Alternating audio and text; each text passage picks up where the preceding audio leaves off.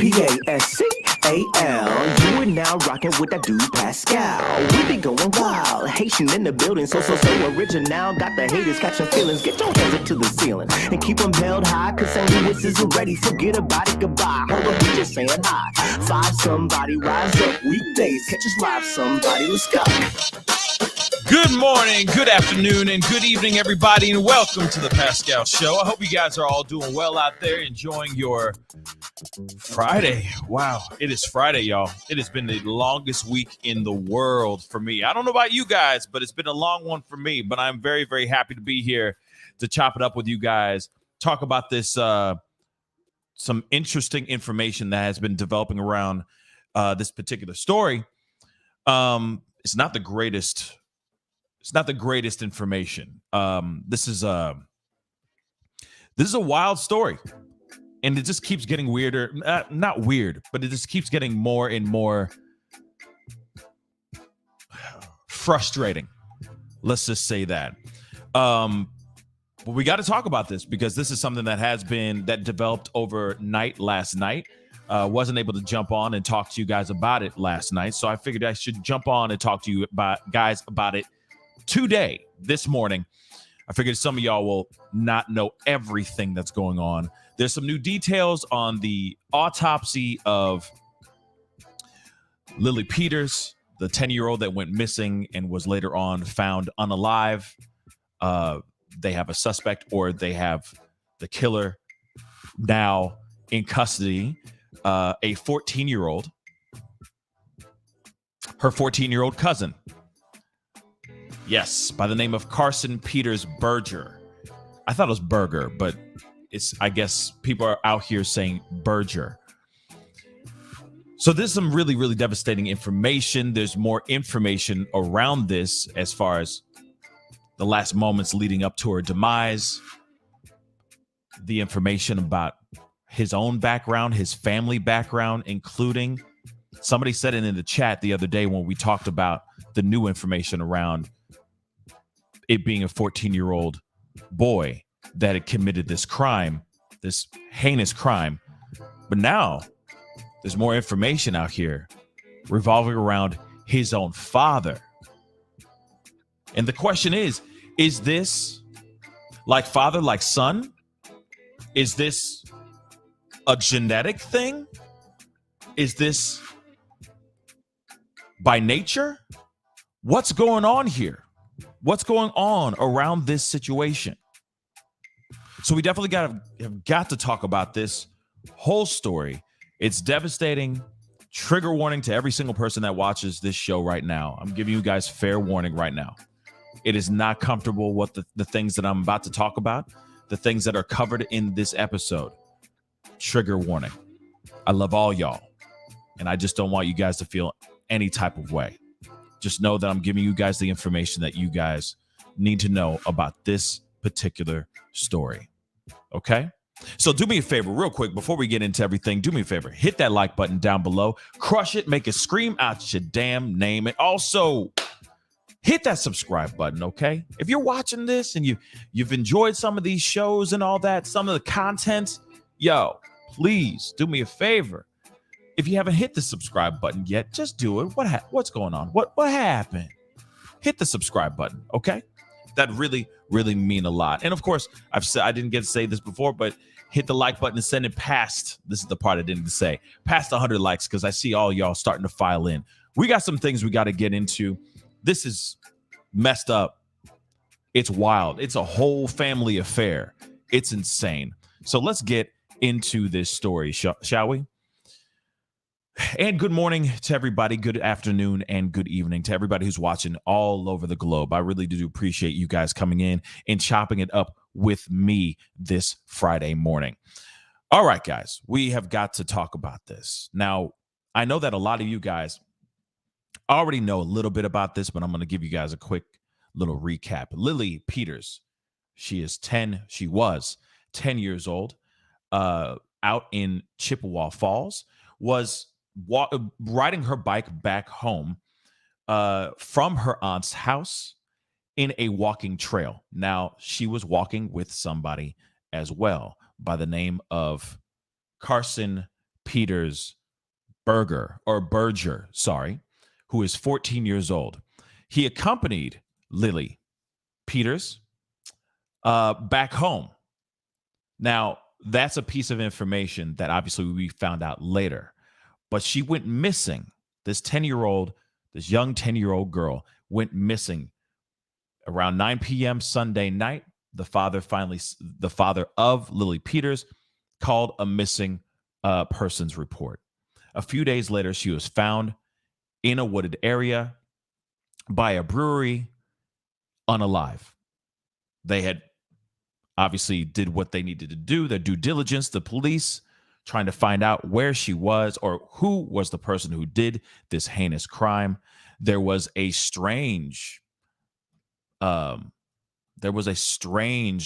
post that was posted by somebody that basically said, hey, I saw two kids. One was wearing a pink hoodie, riding bikes in this trail. Maybe, I don't know, maybe that was them.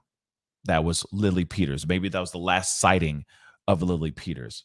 So the cops took that information, went out and found Lilly Peters, excuse me, unalive nearby a brewery. So they went to the aunt's house, or her aunt's house, which was the last place they knew that she had left from, because she was only 4 blocks away from her home, y'all. So they went in there, did their due diligence. I'm assuming found some evidence, some unsavory things. And then they arrested this young boy. Like I said, this is a boy. And his name is Carson Peters-Berger. He is 14 years old, and he is also her cousin. He goes on to say, when they brought him in, he confesses to everything, saying that I don't know how to say this word, but I'm just going to say it, strangled her until she was unalive, and then SA'd her unalive body. This boy right here. Now, obviously, there's more information. There are more things percolating, more things brewing. Obviously, he is now he is in jail with a $1 million bail. Most likely, he's going to be tried as an adult, as he should be, in my personal opinion. They should just throw him under the damn prison. But there's more information revolving around his father and the family that surrounds him. This is the reason why I ask, is this, and of course, this is a very ignorant question, I'm sure. This is an uneducated question, but I feel like it is a question that nonetheless that we all ask out here, right? Is this nature or is this nurture? Is this genetic or is it because of the company that is surrounding him? The reason why I say this is because we're about to get into this article. And I said again, it's very disturbing. But there's information about his father that is extremely frustrating and extremely disturbing. Let's get into this article, shall we?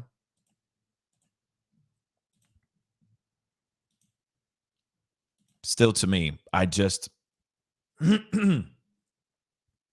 still wrapping my mind around this. I found this, I read this last night, and I still had plenty of hours to think about all this stuff, to let it ruminate, let it soak down to the marrow.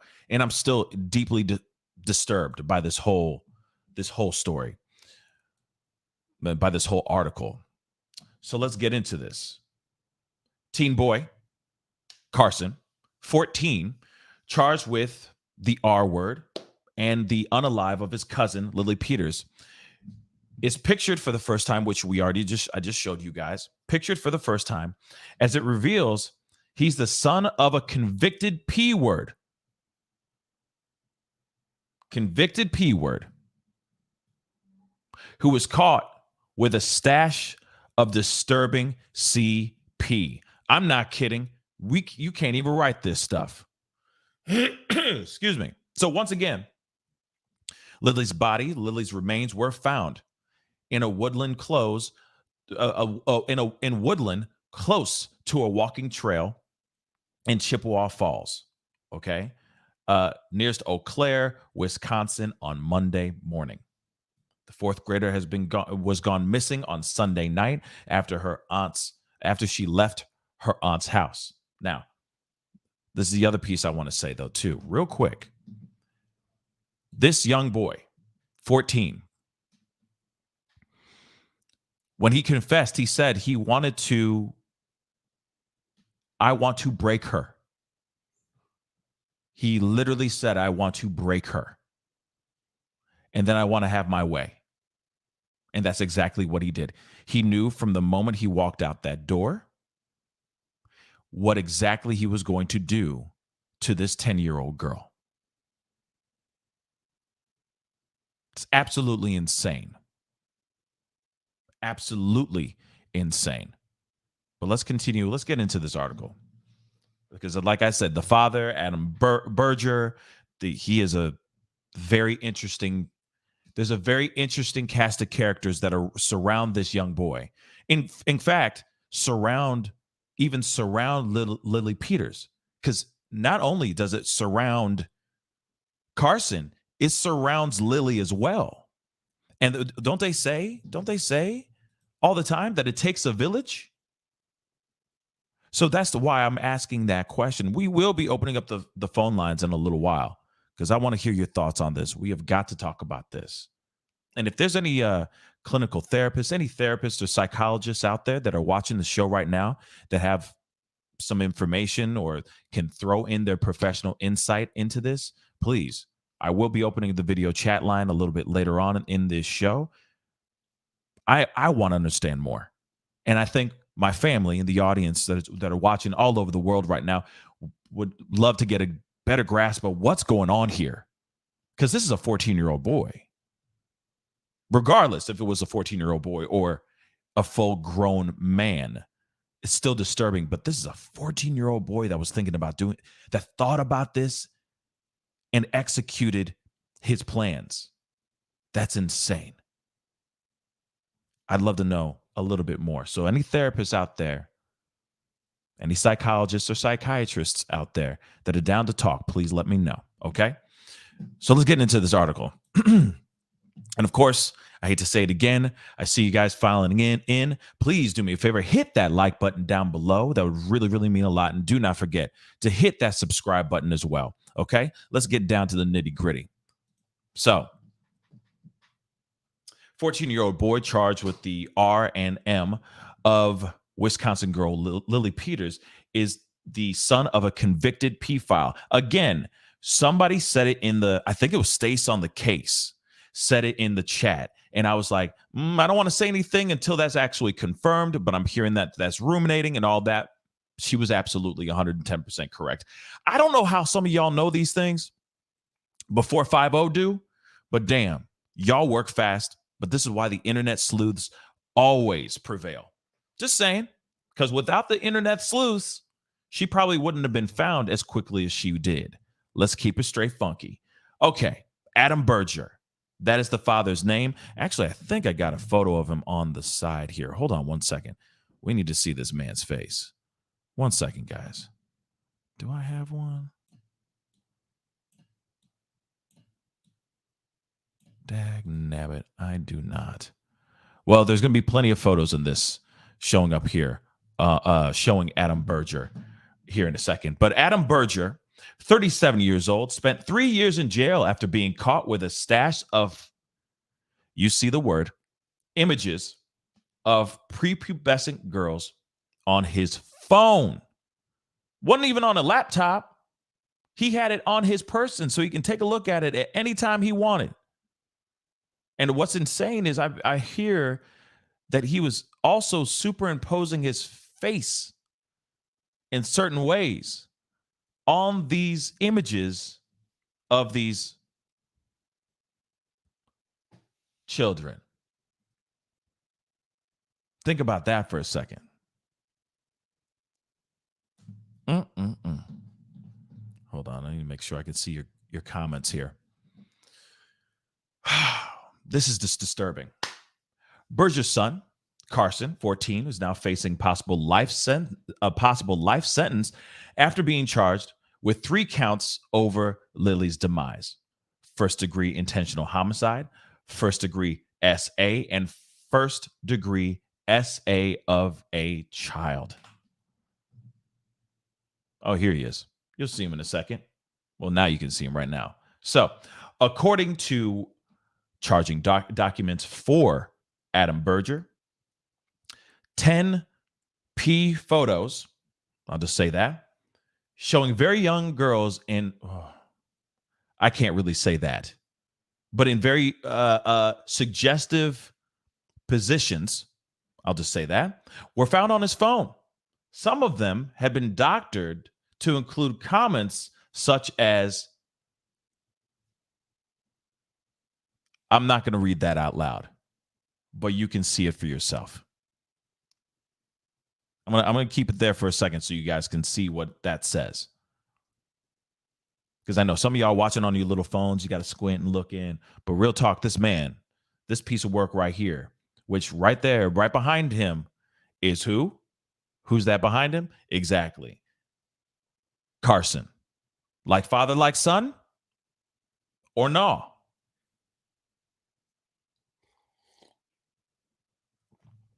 Just something to think about.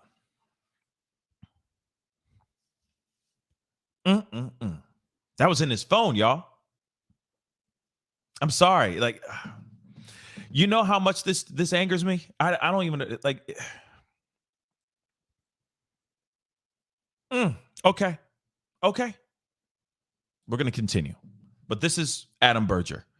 And behind him is his son, Carson, the one who committed this unthinkable crime on Lilly Peters. This is the frustrating part, because he was gone for a couple years. Then he came out. He's on probation, if I'm correct. He's in a halfway house right now. And this piece of work, I don't know. Is this an influenced situation? Is this kid being influenced by him? Or is this just apple doesn't fall far from the tree genetic type of thing? I hate to say that, but I have to ask that.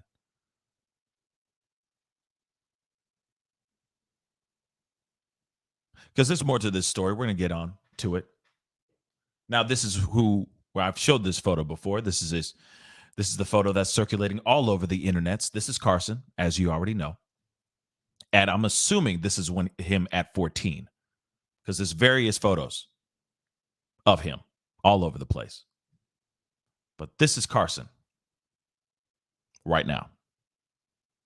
The one who confessed to doing something to this little girl.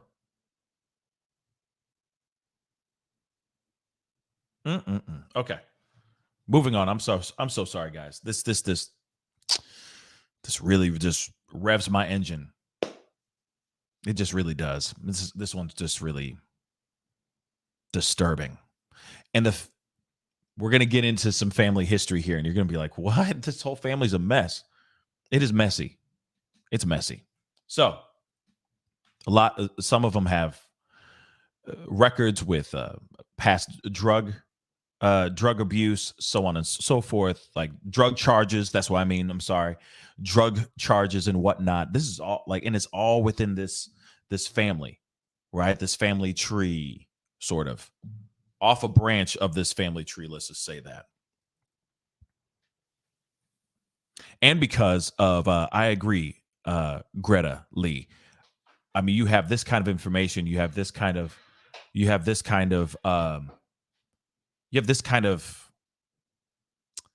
content on your phone, on your person, whenever you like. That's disturbing. That's just wrong. Okay, I feel like you should be there for a very, very long time, having those kind of images and that kind of content on your phone. But Berger's own face was superposed on some of them. I already said that before, but I'm going to say it again. Other pictures showed these kids I can't really say any of that, which sucks because it's just too disturbing to say. All of the revolting pictures focused on, I can't even say that either. Man, like just saying that is very disturbing content right there that you have in your phone. He also had drug paraphernalia, including 4 crack pipes in his home. So he be smoking that crack, that rock. Yep. In court, prosecutors said Peters-Berger planned to and unalive the victim from the get-go when he left the house with the victim to go down the trail. Chippewa County District Attorney Wade Newell added he punched the victim in the stomach, kicked her, knocked her to the ground, essentially, I can't really say that word either, hit her with a stick before,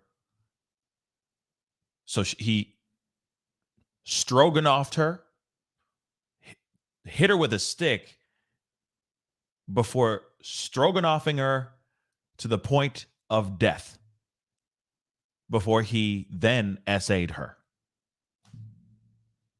He obviously is now incarcerated in a juvenile detention center and is due to appear in court the next week. Adam Berger is currently living in a halfway house because this obviously was one of his mugshots. He spent 3 years in jail after being caught with a stash of images of young girls and 4 crack pipes. 3 years in jail, y'all. He spent 3 years in prison. That's it. Just 3 years. But he's now in a halfway house in Eau Claire after being released from Oshkosh Correctional Institution in April of 2021. So he's only been out for about a year. He's been out for a year, y'all. He remains on supervised probation and is on the SO registry. So he is a registered SO, y'all. He and his lawyers had opposed extended probation because he would not have had unsupervised visits with his son, who he described in a letter as being the best of me.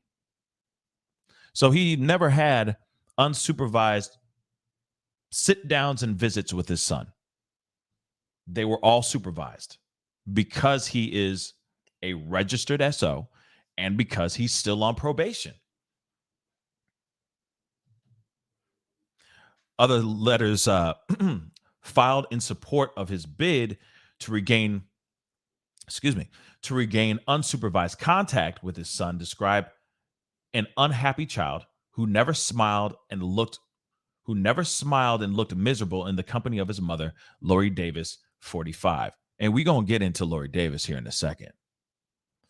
When Berger was sent to jail in May of 2018, Carson's life was shattered, according to his grandmother, Mary, and family friend, Katie Weathers. His grandmother said Carson has not been very happy with his father being gone. That was 4 years ago. Yeah, 4 years ago that he was gone, that he went to jail. Just about. Weathers accused Davis of being a bad mother, saying, this is Davis. Okay, so Weathers is a family friend.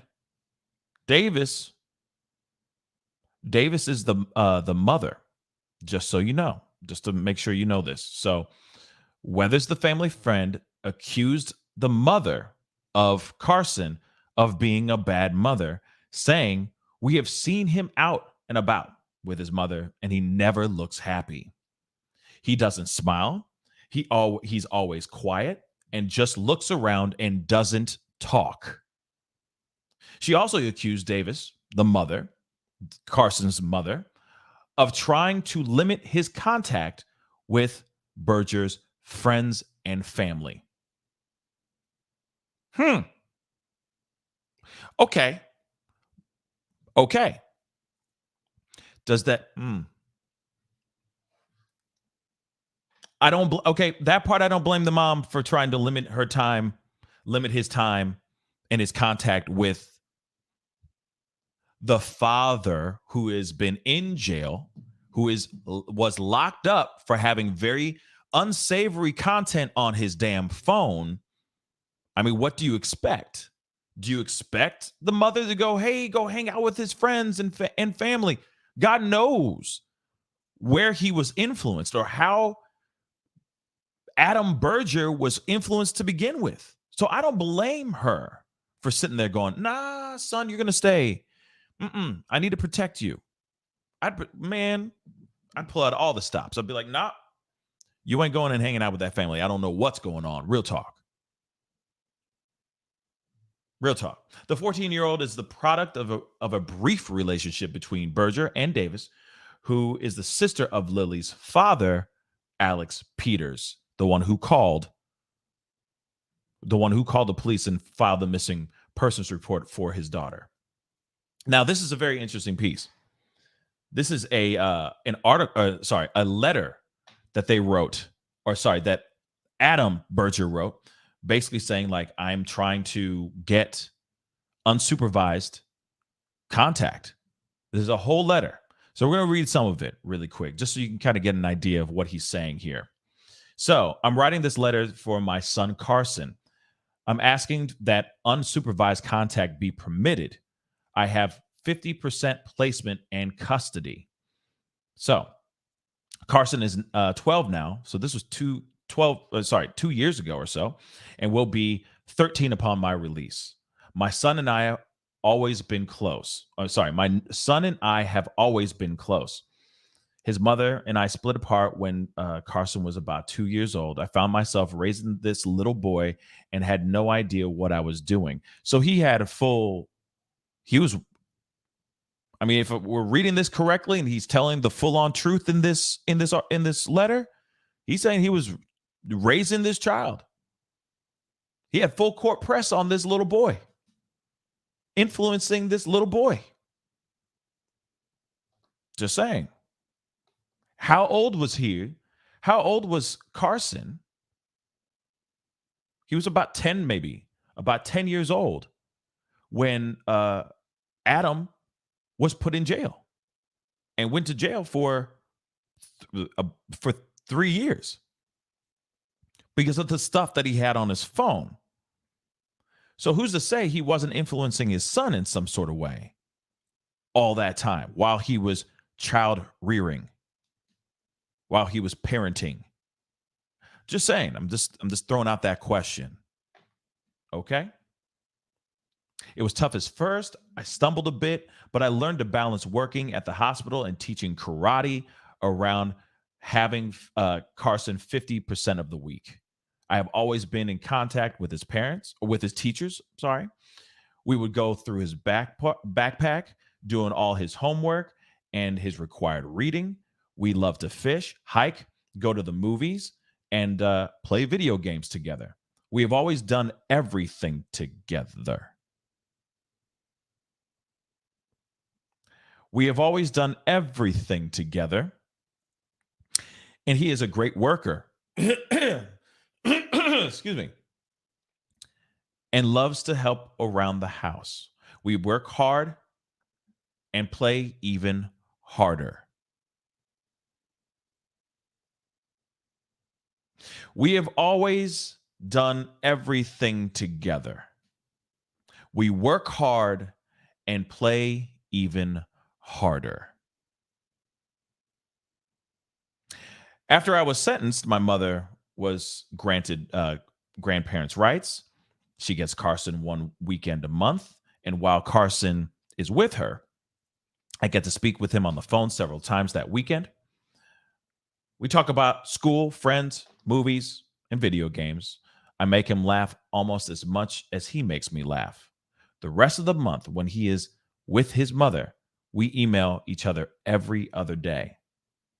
We email each other every day. He writes me about his day and about school. He asks me to write about funny stories from when he was little. He draws me pictures. He makes cards for me on holidays, and I send him paintings and drawings. I've also learned how to crochet and made him a 6 foot by 6 foot blanket for his bed. I always let him know that I'm thinking of him and that we still have a future together. We're going to get through the rest of this letter, but just so far from what you see in this letter so far, you tell me what this is kind of telling you. I mean, damn right, Ricky. I mean, that's exactly what I was just about to say. I'm interested in what the emails say too. But I'd like to know, what was his 10 to 11 years of when he was a free man and he had all that content on his phone and all the crack pipes in his home. What was he doing with his son? Just saying. What kind of relationship? We have always done everything together. What is everything, baby? What is everything? And then we work hard and play even harder. I'm sorry. That's in the second, there's the first paragraph is like a 3 sentences, 4 sentences, whatever. But I'm just saying, in the second paragraph, he's already sitting here saying, we have always done everything together. This is a man who's a convicted P word. This is a man who's about to go out, be on the free, breathe in this freedom air that's going to be a registered SO. And he, in his letter, is saying, we have always done everything. You don't think they're reading this and going, wait, the hell? Why are you saying this, huh? What's up with this? We have always done everything together? What is everything, bruh? What is everything? I'm sorry. That's just how I read it. I know a lot of people are going to read it differently. But come on, y'all. For real, though? Then on top of that, we work hard and play even harder. What does that mean? Is he smoking crack too with you? I'm sorry. Just asking for a friend, because that ain't working for me. You're giving me this? I'm a judge, Honorable Judge Schumacher. I'm sitting there chilling in the cut, getting this letter, and I'm reading this, and we already know. I'm going, okay, what's the story behind this guy? Who is he? Why has he been incarcerated? So on and so forth. And he's sitting there going, I need to have unsupervised contact permitted as soon as I get out. Now, I understand the other piece. Like, hey, this is a kid who clearly loves his father too. There's nothing like a child's love to a parent, right? And this is the most important years of his life. He's growing up. He's a child. So I understand the connection and the need to be with his dad. You know what I'm saying? That connection. That makes sense. 110%. But something doesn't seem right here. And I get a son being upset. Let's be real. When a father goes off on a business trip or anything like that, or goes overseas or something, I understand that a son, there's that connection between a father and a son, that when they leave, it's like, oh man, my dad's leaving. I can't wait till he comes back so we can go watch the game or go outside and throw the ball around, so on and so forth. But something right here does not seem right. Just in the first few paragraphs. And I get the bond, like I said, I'm not knocking the bond between a father and son, but something about this is not right. You got 4 crack pipes laying around the house. God knows how long those crack pipes have been there. They may have been there the entire time since the day he was born. Are you hiding these things? What kind of things are you doing with your son? What kind of activities, if you know what I'm saying, are you doing with your son? Are there these activities Are some of these activities unsavory? Are you warping and throwing toxic thoughts into your son's mind? And that's your way of bonding? I'm just saying. Something's not right in this article, in this letter here. And if I was the judge, clearly he didn't get it. Clearly he didn't get the unsupervised visits and contact permitted, because this damn judge is smart as hell because he read through the BS. This stuff is not right. We're going to continue this. I've always let him know I'm thinking of him and we still have a future together. I get that part. That's not weird, but it's just like you're emailing him every day. You're talking to him on the weekends only when he's with his grandma. What are you talking about with your son on the phone? Because those phone calls aren't supervised. You feel me? They're not. So something ain't right with this letter, man. I keep saying article. I'm sorry. But something ain't right with this letter. He's exposing himself. He's subliminally exposing himself. If you get what I'm saying, if you catch my drift. Let's continue on here. He says, Carson is my number one priority. I had 2 years after my arrest before I was sentenced.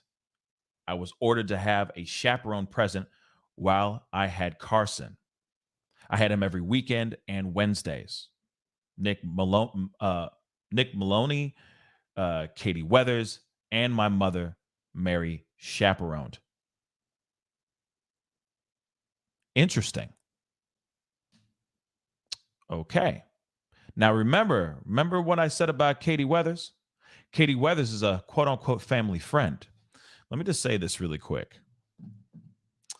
And I'll get to the rest of this letter. Didn't we just talk about Katie Weathers?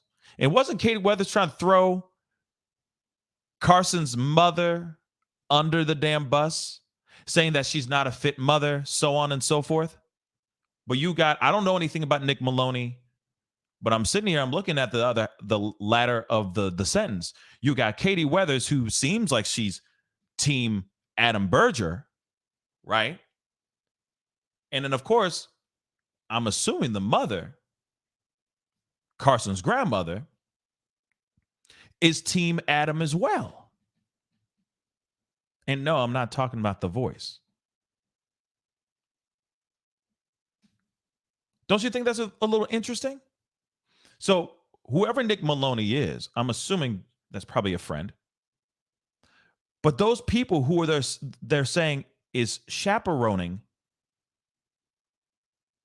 are they fit people to be there to chaperone this, at that time, this person that was being charged of possession of CP and possession of drug paraphernalia like crack pipes? Like I said, asking for a friend. Just asking for a friend. Just asking for a friend. Moving on. So, Nick Maloney, Katie Weathers, and my mother, who all seem like, it sounds like, all Team Adam, and I'm sure they're there, I'm sure, but they're like, go ahead, have fun. Bye. See ya. Go and do your thing. I'm going to be here watching the game or blah, blah, blah. Right? Something like that. And yes, Quiana, I think I'm saying your name right. Quiana, thank you so much for the comment on YouTube. Too clingy to his child. Absolutely. Something ain't right here, man. Something just ain't right. But anyway. So going back to the letter, thanks to them, I never willingly missed a day with Carson. It was and would be a hardship to go through supervised visits again. And I think more of one for Carson, especially now that he is a teenager. Understand the reason for the court-imposed condition. I understand the reason for the court-imposed condition as far as protecting society and allowing my supervising agent to monitor contact with minors. The wording of the condition might create the impression that I can have contact with other minors with agent approval, but that I may not have contact with my son unless I have a chaperone. Since my son is not a victim of my offense, okay, and since I have not committed a child SA, this condition could be more narrowly tailored so that it doesn't end up being such a hardship on my son. Okay. I implore this court to allow me unsupervised contact with my son so we can get back to a routine and normalcy. My son is the best part of me. Okay, I got some super chats, and I'm going to get to those here really, really quick. I see a couple of them, and I appreciate all the support and love, okay? But real quick, hold on. In this particular, hold on. In this article here, I'm sorry, in this letter, I keep saying article, dag nabbit. But something ain't right for me, man. This math ain't mathing. Not working for me. So he says, oh, I understand that, I can't, I can't do this and that, and you're not allowing me to, unless I have a supervising agent to monitor contact with minors. The wording of the condition might create the impression that I can have contact with other minors with agent approval, but I may not have contact with my son unless I have a chaperone. Damn right you should have on both sides. It doesn't matter. Chaperone, supervising agent, doesn't matter. You around children is a bad idea. Period, boo. So it's a problem here. It's a problem out here in these streets. So don't do it. Don't even waste your time. This letter's a waste of time. Since my son is not a victim of my offense, yet here's the thing. He is. Even before he did what he did, even before this now 14-year-old boy walked his cousin, 10 years old, out into a wooded area and did his heinous act of crimes, you were already turned your son into a victim because of the things that you were already putting in that little boy's mind. The images, the stuff that you already had. I'm sure that this boy already knew a lot of truths about his dad. And maybe came to terms with it and understood it. Maybe his father tried to explain it to him. Maybe his father was doing terrible things to this young boy for years.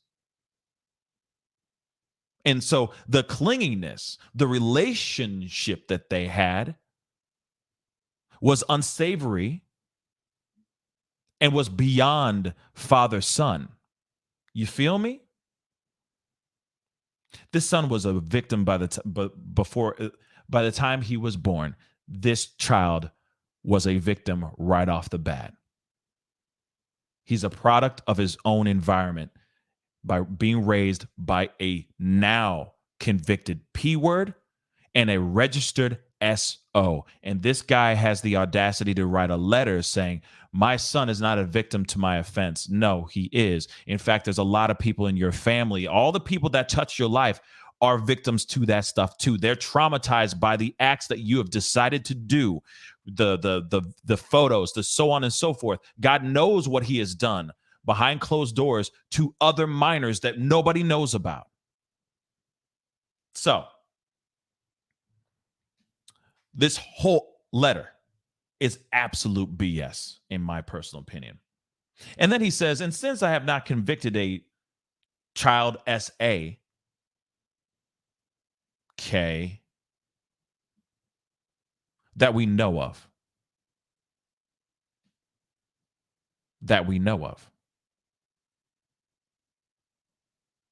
But, it's interesting what people will do. It's interesting what people will do to show their innocence. Real quick, let me pull up these super chats. Let me pull up these super chats real quick. Man, it just angers me so much because I just can't believe there's that kind of evil in the world. I'm just going to keep it real. Peggy Cole, thank you so much for the $20 super chat. I really do appreciate it. And of course, please hit that join button down below as well. Support this channel. We talk about all kinds of things, everything from pop culture to controversy to true crime. We talk about a lot of stuff on this channel. And if you are enjoying the conversation, please join, hit that join button, support this channel. That would really mean a lot. But Peggy Cole, thank you so much for the $20 super chat.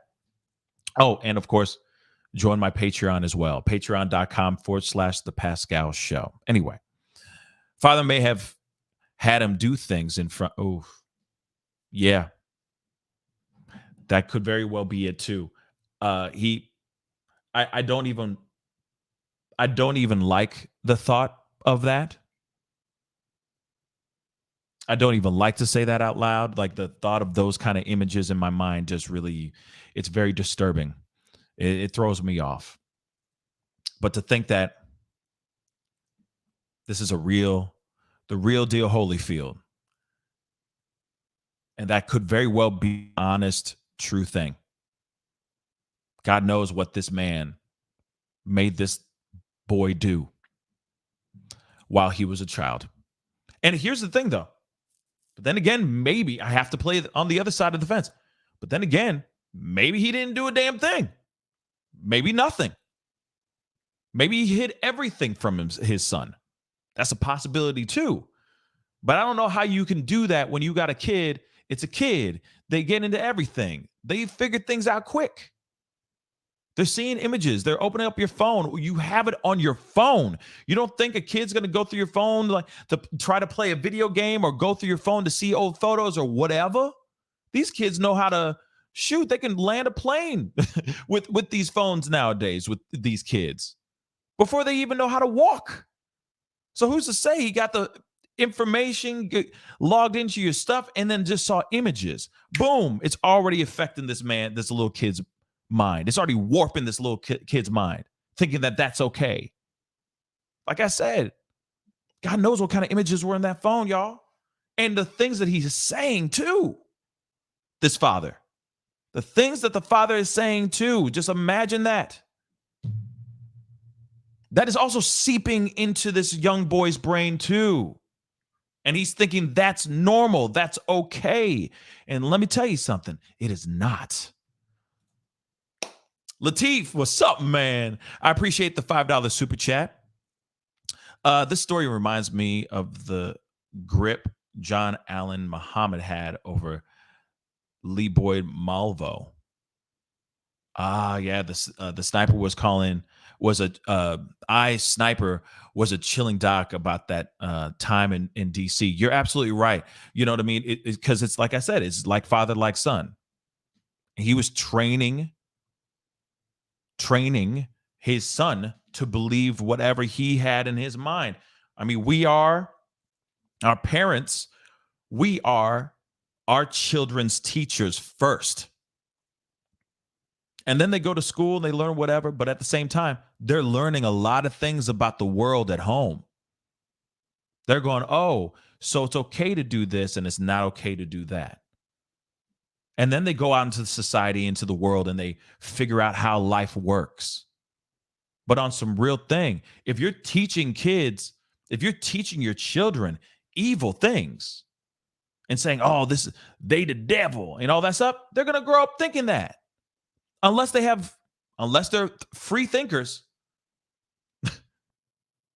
or unless they learn to unlearn that later on.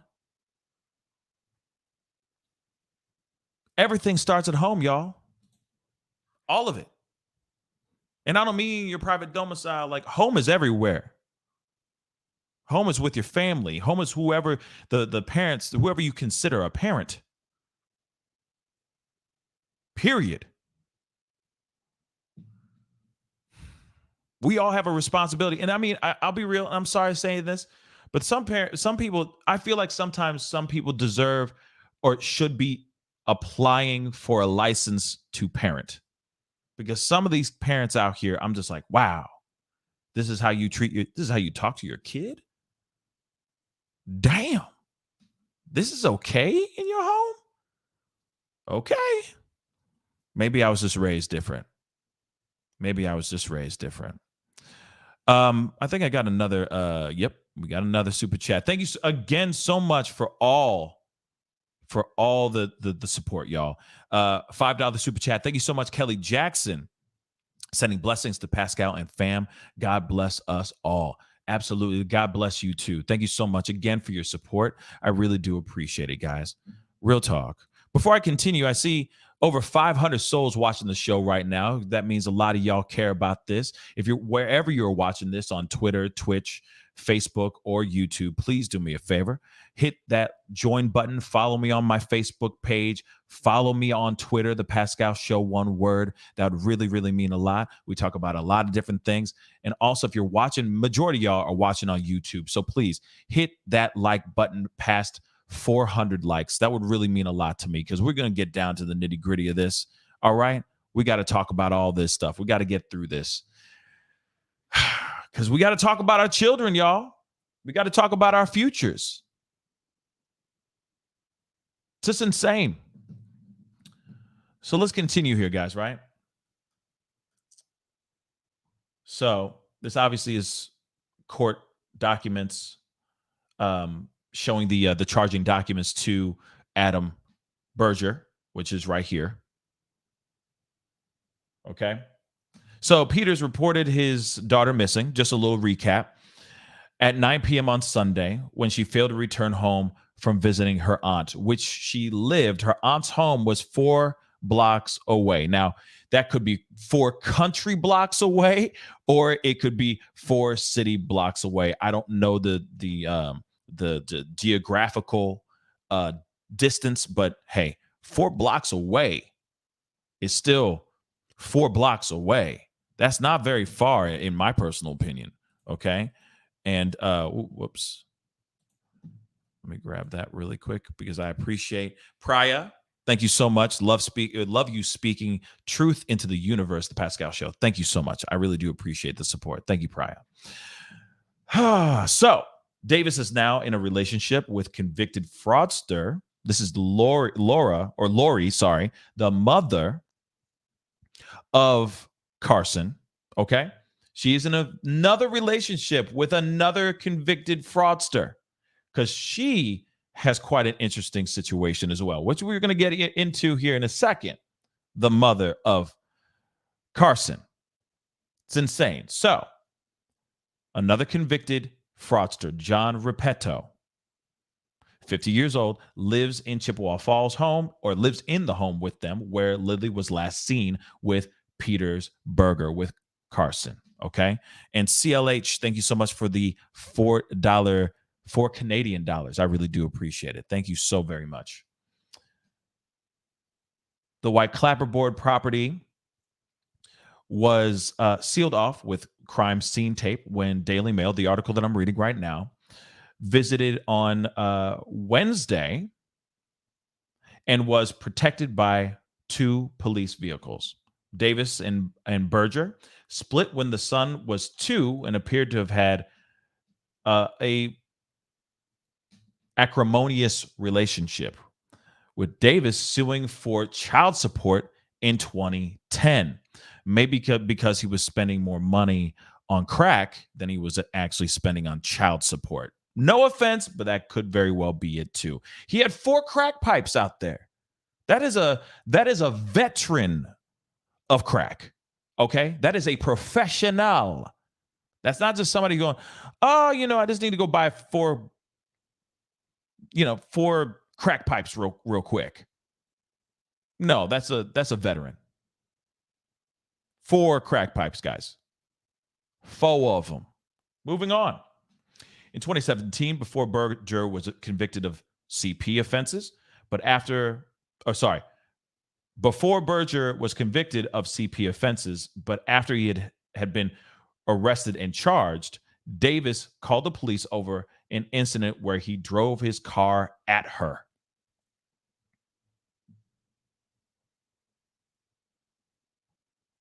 Yeah.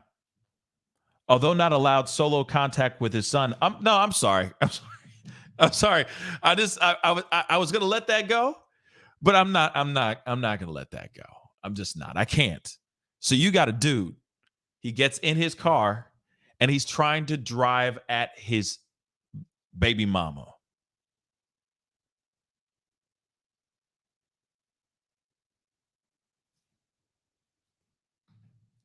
I can't just like let that lie. I had to talk about that. Who does that? And you want this person to have unsupervised contact with your baby?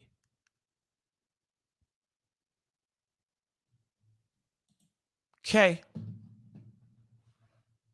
Although not allowed solo contact with his son, who was then aged 8, the charging papers say they were in the vehicle together. Come on, man. Davis said she first noticed a suspicious car lurking in the alleyway behind her home and followed the vehicle before it pulled over into a random driveway. After Carson got out, Berger then reversed it into Davis, who then attempted to stop him leaving.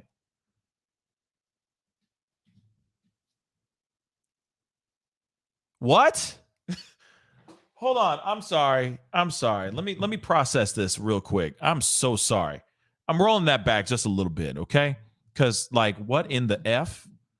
What in the hell? Good morning, everybody.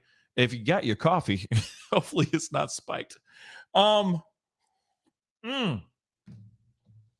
it is Friday. But anyway, let me get back into this real quick. I got to rewind this really, really quick. I'm going to say this again. Although not allowed solo contact, he was not allowed solo contact with his son. Who was then aged 8. The charging papers say they were in the vehicle together when he tried or allegedly tried to hit the car. So it sounds like he wasn't really physically in the car, but he was. Okay, let's continue. Davis said she first noticed a suspicious car lurking in the alleyway behind her house and followed the vehicle before it pulled over into a random driveway. Okay, after Carson got out, so it sounds like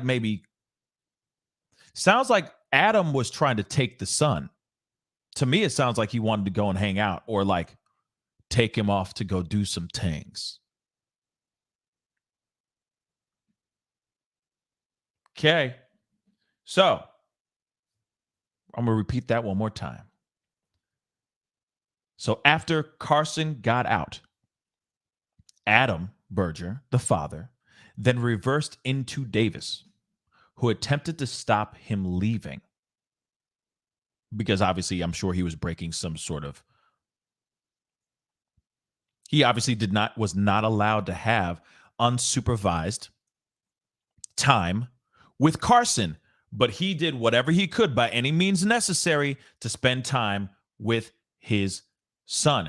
Again, let me read that top sentence before, just so I can just drill it in for all y'all in the nosebleed seats. Although not allowed solo contact with his son, who was 8 years old, he still tried to scoop up the kid and drive off with the kid. But he got caught. You never know. He may have been caught before or after they got to go hang out. He drops off the kid. He like it's almost like he puts her out of the. He's like, get out of the car. I got caught. Damn. And of course, Davis is like, what the hell are you doing? And he's trying to get away. So instead of just saying, my bad, I'm sorry, blah, blah, blah, whatever. I broke some rules and stuff within the, I know it was unsupervised, whatever. Instead of going and trying to weakly explain himself, because he has no explanation. There's no excuse here. He just puts it in reverse and just pedal to the floor, thinking that by driving in reverse really, really fast will scare the hell out of Lori, Carson's mom, to jump out of the way and he can get away from being caught breaking the law. Okay. because he really needed to be around his son unsupervised. Is anybody else catching what I'm putting down? You see the equation, right? My babies, you see the equation I'm putting down? Like I said, is this biological, or is this environmental? Is it because of the things that have happened in this kid's life? I'm not condoning what he did. I'm not trying to find excuses for what he did. What he did is terrible. But his father obviously is a very, very disturbed man. You don't think he's implementing those disturbed thoughts and habits into his own kid? That letter we just saw a second ago. I need to be with my kid. We have a future together. We work hard and we play harder together. Those few key sentences, those trigger me like, bruh, this is something's not right. And then on top of that, you got a dude who's trying to see his son without supervision and trying to run down the woman who brought this child into the world because he got caught. Homie got caught red-handed.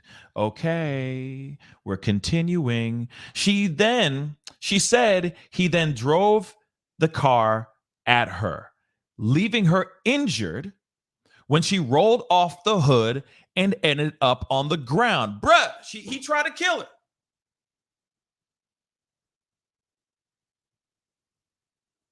He didn't want to get caught. He didn't want to get caught, so he's like, take no prisoners. See the equation? Now, I mean, of course, this is all speculation, y'all. Let me say that again. This is just speculation. But this is real.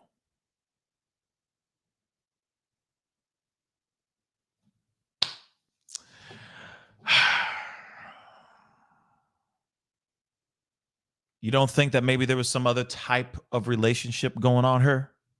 I'm just saying. I'm sorry for asking that, and I hate to put those kind of images in anybody's mind, but think about it, y'all. This is messed up. This is very, very messed up. Let me blow this up so you guys can see more. So she was injured because she rolled off the hood of the car and ended up on the ground because he put pedal to the metal in reverse, trying to run her down, because either he was trying to snatch the kid or he was dropping the kid off after spending time with his son unsupervised, and he got caught. Those are the only two choices we got here. Okay? So when Berger was sent to jail, all physical contact ceased. But in a jailhouse letter, Berger said he emailed his son daily, spoke to him regularly while he was at his grandmother's, which I'm assuming, which we heard earlier, is his mama. So she's naturally Team Adam. She Team Adam. So anytime he was over there, anytime that Carson was over at grandma's house, he's on the phone talking to him. Every time he's over there, emailing him every day and talking to him on the phone every time he's at grandma's house, at Gram's. Real talk. And mailed him a crocheted blanket he made in prison. We already read that part in the letter, but here they are. Here they are. Father and son. Father and bloody son. Oh my God. Okay. So this is a little bit of a geographical spot, shout out to the Grizzlies out here. Okay. This is a very weak version of map time, but here you go. Okay.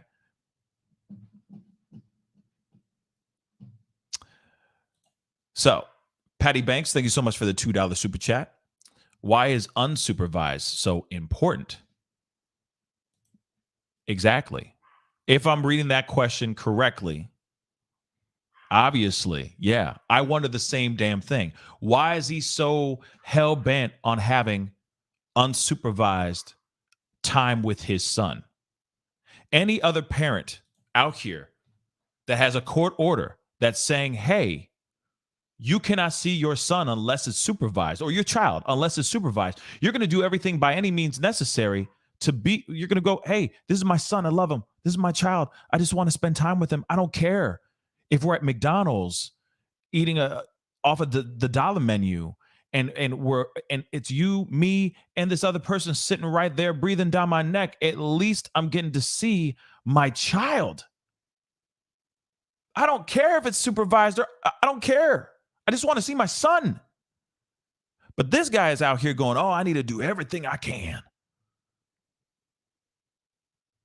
It needs to be unsupervised. I need my private time with my son because he's up to unbelievably disgusting things. So thank you so much for that super chat real quick. But there's Lilly Peters' aunt's home. Lily's home is right here. Let me just blow this up. Lily's home is right here, down here. So that's not that far. If you really think about it, that's not a huge distance. But the hiking trail was right here, or right in here, I'm sorry. And she was found right there. It's not a great distance. Let's just say that. But as they say, this is only where she lives and her aunt lives are only 4 blocks away, as you can see here. It's a short distance. Here's the house.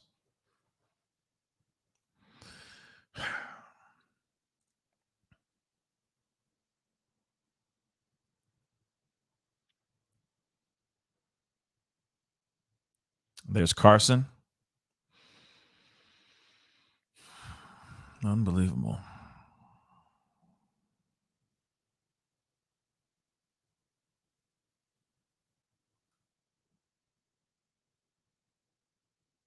Whole place is taped off. I wonder why they're not. I wonder if they're doing their due diligence and looking into this guy's halfway house to see if there's any content that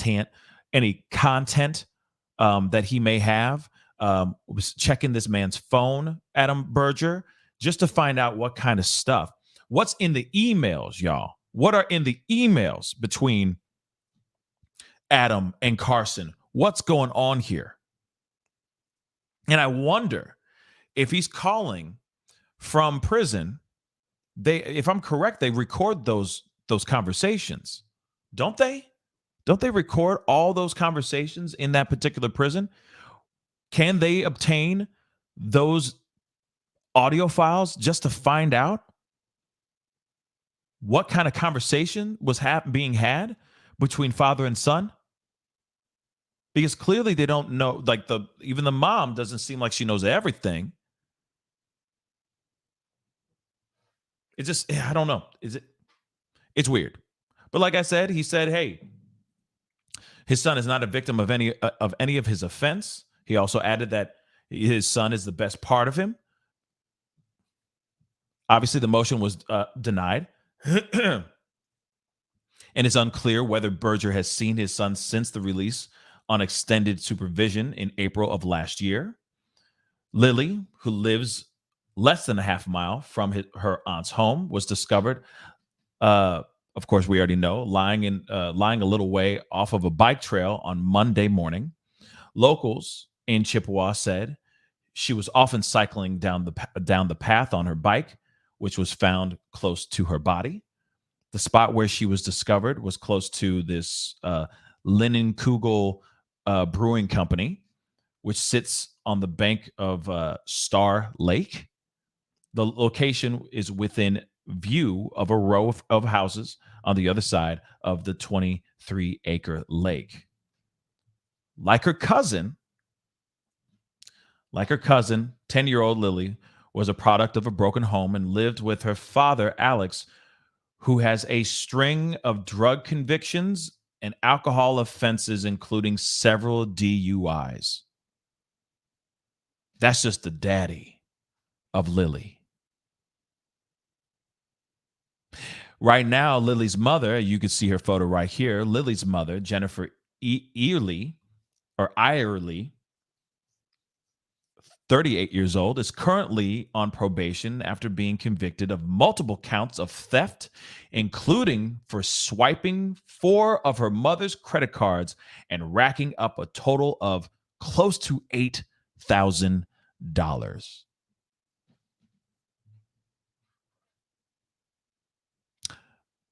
That's Lilly's mother.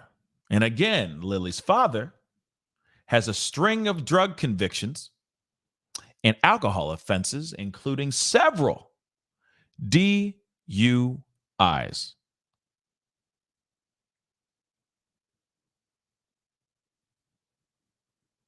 Man, oh man. She also has, multiple convictions for drug offenses, also dating from at least 2 years before her son was born. This is Lori Davis, by the way. Sorry, I messed that. I missed that part. I forgot. So, Alex and Jennifer are Lily's parents, and they have a slew of stuff. Basically, many counts of fraud on her mother, on Lily's mother, and then Alex, Lily's father, has a lot of drug and alcohol and DUIs charges on his record. On Carson's mother's side, she has multiple convictions for drug offenses, all dating from at least 2 years before her son was born, and was also arrested for DB, domestic energizer. I'm sorry, but I got to find these other keywords. Domestic energizer in December 2005, following an altercation with her then husband, John Davis. Meanwhile, Lily's mother, we already know, has been on probation. She's currently on probation. She also cheated her aunt and uncle out of $10,000. This is also Lily's mother, Jennifer. Also cheated her aunt and uncle out of $10,000 by inventing fake jobs for them, even conducting false interviews in a bid to get a hold of their banking details. What? So she went, man, let me read that again. I stuttered all over that ish. She also cheated her aunt and uncle out of $10,000 by inventing fake jobs for them, even conducting false interviews. What? Like, I'm sorry. How do you do that in a bid to get a hold of their banking details? How do you do? What? I'm sorry. I don't mean to laugh, but that is just what? You go wow. I'm sorry. I'm still trying to get that one. She invented fake jobs, conducted fake interviews just so she can get their bank account information. Like, who does that? Excuse me. Who does that? Who does that? Wow. Like I said, this is a very interesting family. Irely, who remains on probation, split from Peters in 2018, and in January moved more than 60 miles away to a tiny village of Balsam Lake.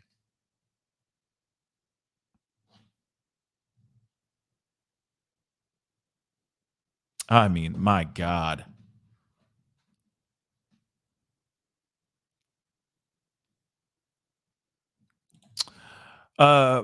Peggy Cole, thank you so much for the $10 super chat. Maybe making films to sell for products. Hint, hint. I don't have a computer or I would join. Well, you don't need just so you know, you don't need a computer to hit the join button. It's down below. It's right there. You can use your smartphone, just like you're able to do sending out super chats to me and all that, which is also greatly appreciated. But you can also just hit it down below and join my membership as well. So it's really easy, just so you know. But this is crazy. This is absolutely crazy. Again, thank you so much for the $10 super chat. Thank you so much. But that's so strange, guys. This is some wild ass ish. So real quick, the timeline. So we have it. Sunday, April 24th, Lilly Peters leaves her aunt's house on bicycle to cycle in the woods near Chippewa Falls, northeast of Eau Claire, Wisconsin. Lily's father becomes worried when she doesn't return home at 9 p.m. and reports her missing. Police searching for the 10-year-old found her bike in Woodland near a walking trail between the end of North Grove Street and the Linen Kugel Brewery parking lot, 4 blocks from her aunt's house. Police used dog units and drones as a search for Lily continues. Monday, April 25th, her remains were found in the Woodland area, Chippewa Falls, northeast of Eau Claire. Now, this is what we talked about the other day, but there was an anonymous Reddit user that posted this, and it says, "What's scary is I was playing Pokemon Go in the park that day, walking along that very same trail. My stomach turns when I think I saw that girl in a pink/purple hoodie on her bike and another kid on my way out. I have a suspicion that it could be another kid that did it." Police announced that they have arrested a suspect in Lily's demise on the 27th, Wednesday. Police say that the suspect is a 14-year-old 8th grader. Carson Peters-Berger, Lily's cousin, appears in adult court where he is referred to by the initials CP-B. He is charged with first-degree intentional homicide, first-degree SA, and first-degree SA of a child under 13, resulting in great bodily harm. And then the bond was set at $1 million. And this young girl, like I said, is no longer here because of this boy right here. Carson Peters-Berger, who has fully admitted, he gave out a full confession saying that he, quote unquote, wanted to break her. He had full intent on walking her home, and making sure that she didn't go home safely. That's a 14-year-old kid that thought this, that had this in his brain. Here's some more details about what happened.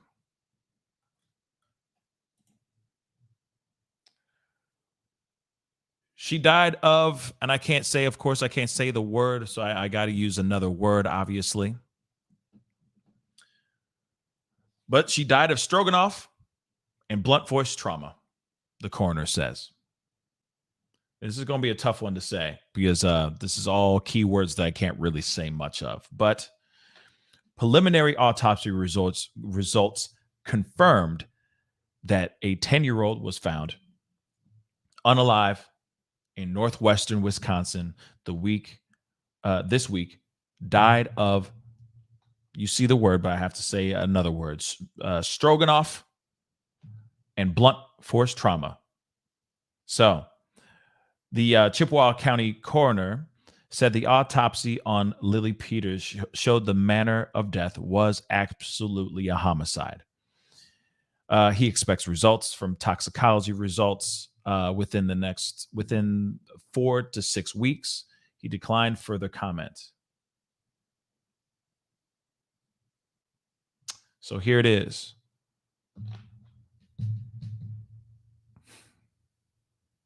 According to Chippewa County District Attorney Wade Newell, they said that the boy punched her, knocked her to the ground, hit her with a stick, then stroganoffed her before S.A.ing her. He had intended to R her and unalive Peters from quote unquote from the get-go. And of course, there's a bond for him for $1 million.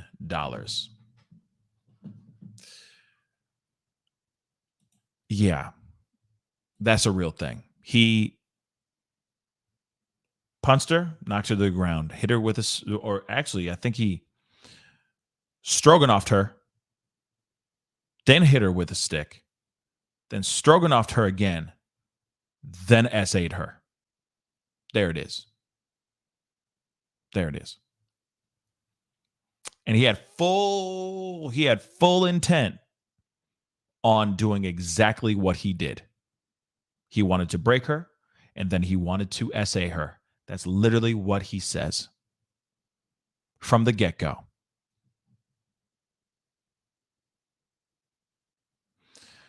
And you know for a fact that he learned this from somewhere else. It can't just be it couldn't have just spawned from nowhere. It doesn't make any sense for this to just spawn from nowhere.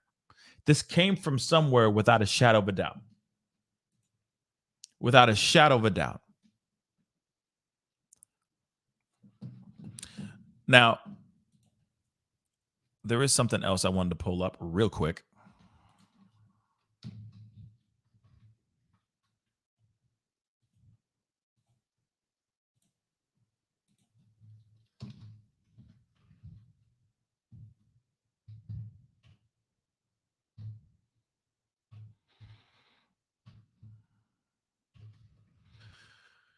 Let's see, sorry.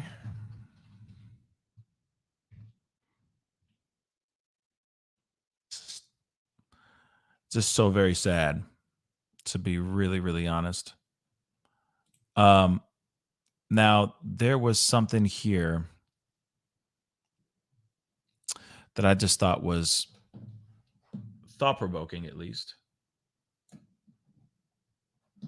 That right now, the father of Lilly Peters wants change. The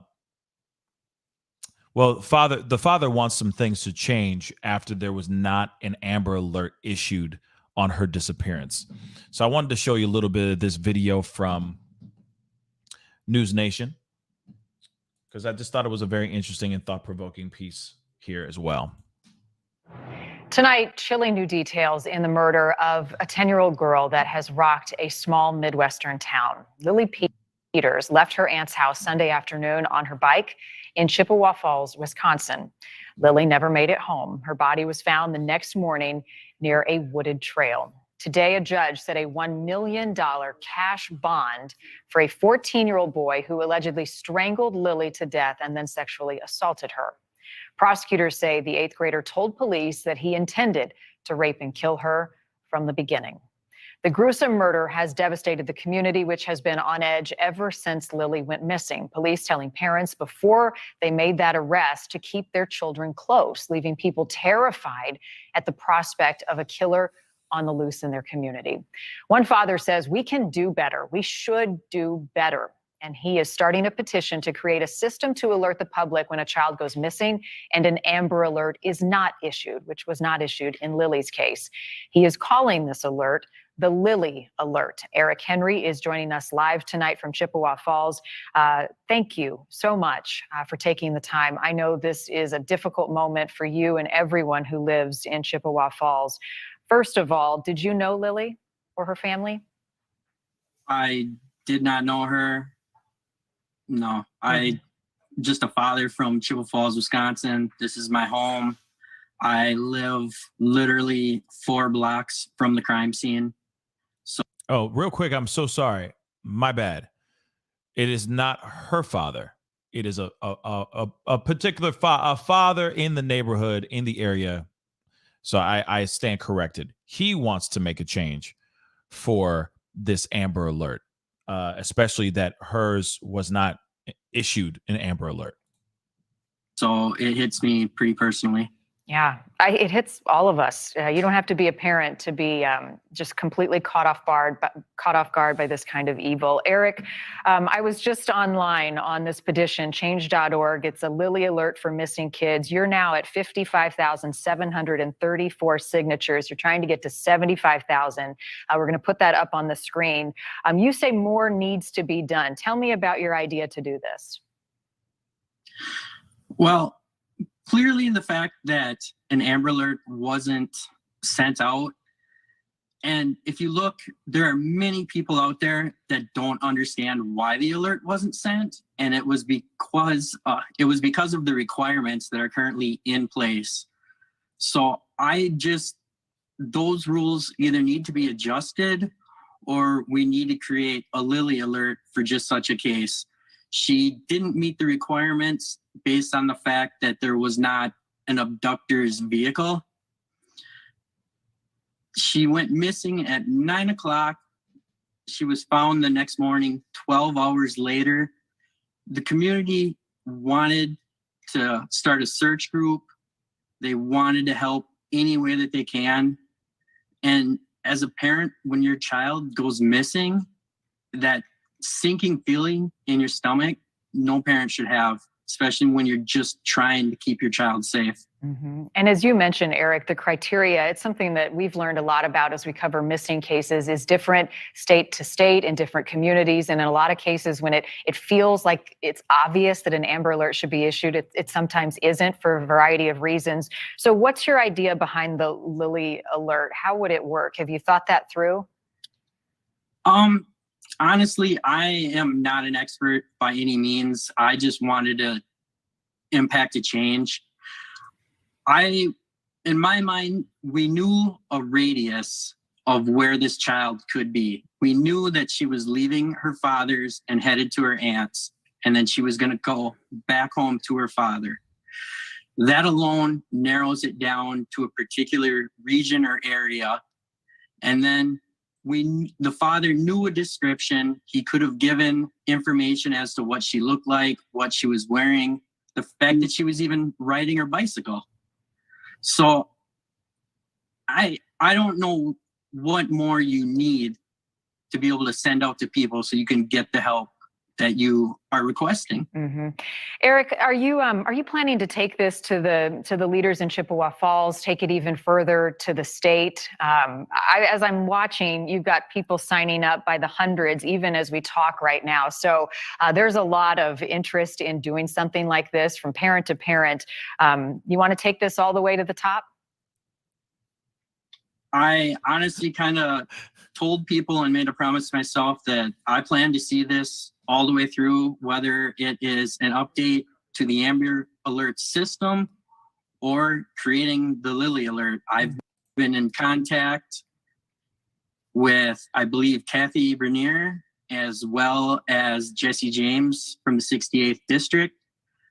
They've responded, but it hasn't been too encouraging. It's just been that they are aware of the issue, they're gathering information, and they're looking into it. You know, I couldn't agree more. I mean, obviously there are a lot of things to consider. I know that there's probably a bunch of red tape and all that. I don't think that there should be a Lilly Alert. I just think that there should be new added pieces. They need to update the Amber Alert so that if anything happens, anything devastating happens to any child, because there's other stories just like Lily's where a kid goes missing and there's not an Amber Alert at all. You know, this has happened on countless situations where they're like, why didn't they use the Amber Alert? That doesn't make any sense. So that we all can keep our head on a swivel and see if we find that, see if we see that kid out here and that, and the third. I definitely do think that there needs to be implementation of new things or an update into the Amber Alert. I don't say another one. You already have Amber Alert. Amber Alert already exists. So I say, why can't and I think it's great. I'm not saying anything bad about this Lilly Alert, this petition. I'm not against that, but I'm going, okay, take what you're saying, take the Lilly Alert and just put it into the Amber Alert so that anytime anything goes down, all of our phones are going off. So if there's a kid on a bike, on foot, in a vehicle, it doesn't matter. It shouldn't, I feel like there shouldn't be 17 different things for missing people, for missing children. Just put it all together. And you see what I'm saying? Put it all together because it's all the same thing. These are all missing children that need to be found. Not, which alert do we hit? Do we hit Lilly or do we hit Amber Alert? No, just call it Amber Alert and call it a damn day. Or call it something else and put it all underneath the same thing. The Lilly Alert and the Amber Alert all under the same umbrella and call it a damn day. Because it's no matter what, at the end of the day, we're trying to get these kids back home in one piece and safe and unharmed. That's it. That's what I think. But I get why they're doing this. You see what I'm saying? I get why he is doing this fully. Somebody needs to bring this to light, saying, why wasn't this out here for everyone to hear as soon as there was a report of a missing child right then and there? Because then maybe they would have been able to find her that much quicker. So I commend Eric for creating this petition, and it looks like it's skyrocketing right now. People are starting to sign up and all that. But yes, it should not only just be because they're in a car. It shouldn't just be because of certain circumstances. If a kid walks out the door and another kid or person, an assailant, has full-on premeditated notions to do unsavory things to said person, and they go missing, that child goes missing, Amber Alert. Just update the damn system. That's it. Just update it. Just update it. And of course, just add the Lilly Alert piece into there. Implement those things. Her name can still be in there. It may not be Amber Alert, but still those things in honor of her as well, because those changes would be happening because of her. You see what I'm saying? So maybe an inside thing where when people are learning about Amber Alert, they're going, oh, there's a new thing called Lilly, the Lilly part, and all the things under Lilly. Okay. And now that's being implemented inside of all these missing children cases. But I hope I really hope that something like that is implemented for real. But I am going to open up the video chat lines here in a second because I'd love to hear your thoughts on this for a few minutes. And one of the main things that I am, curious about is, well, first off, what do you guys think? What are your thoughts on this whole thing, especially when it comes to the father and son dynamic here? Because there's just,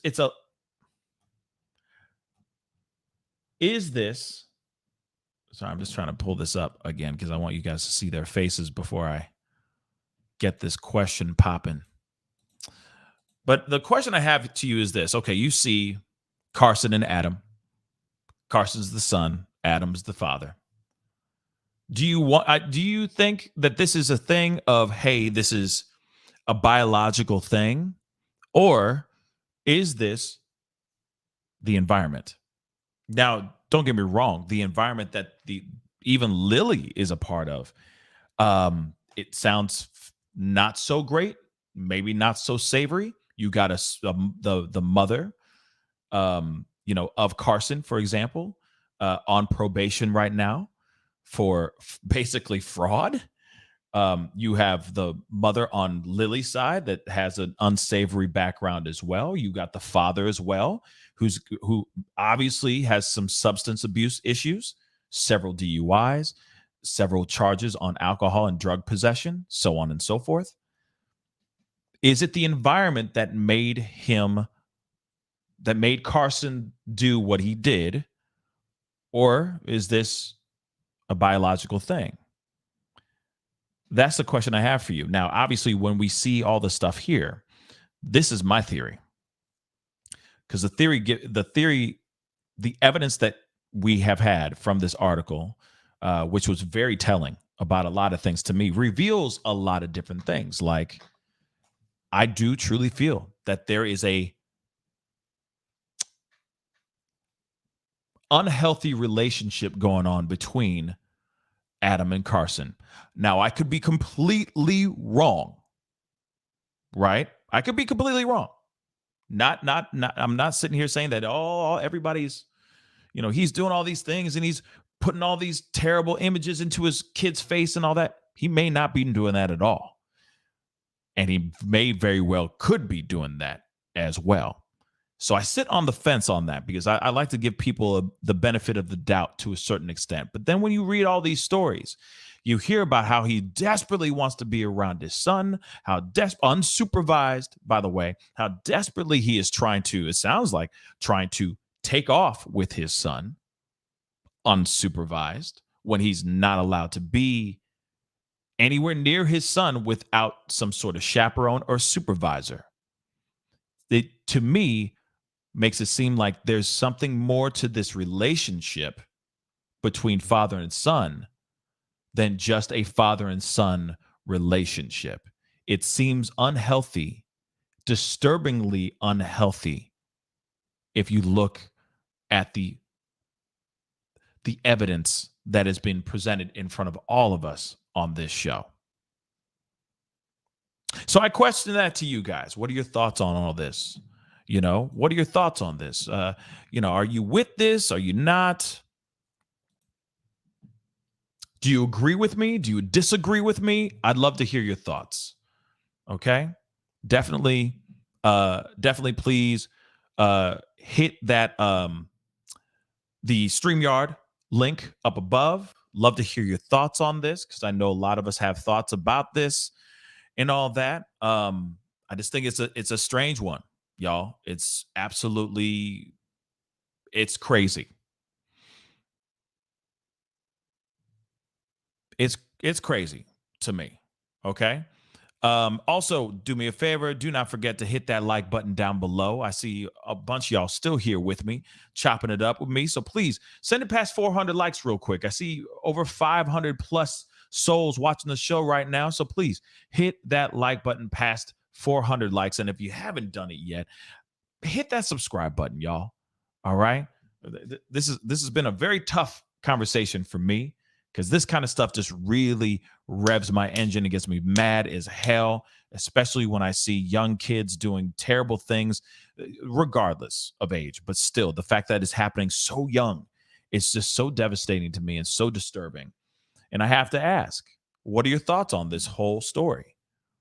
What are your thoughts? Do you think he's putting this stuff in somebody's... Is Adam putting these images in his son's face and manipulating and warping his son's mind?